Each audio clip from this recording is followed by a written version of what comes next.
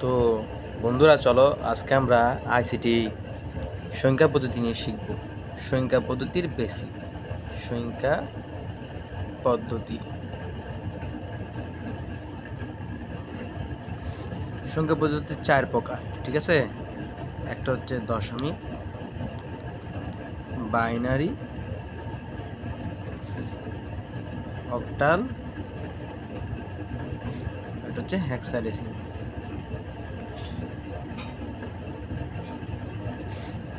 দশমিক মানে হচ্ছে দশমিকের বেস হচ্ছে 10, দশমিকের বেস দিয়ে বেস হচ্ছে 10, এটা হচ্ছে বেস।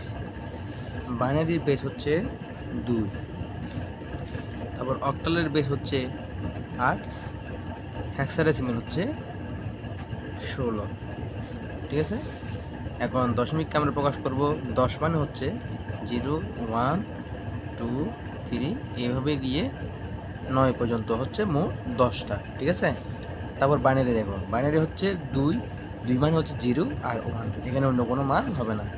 তারপর অক্টাল মানে হচ্ছে 0 থেকে একদম 1, 2, 3 গিয়ে 7 পর্যন্ত, এই মোট 8টাকে বলা হয় অক্টাল। আর হেক্সাডেসিমাল হচ্ছে 0, 1, 2, তারপর এভাবে গিয়ে 9 হবে।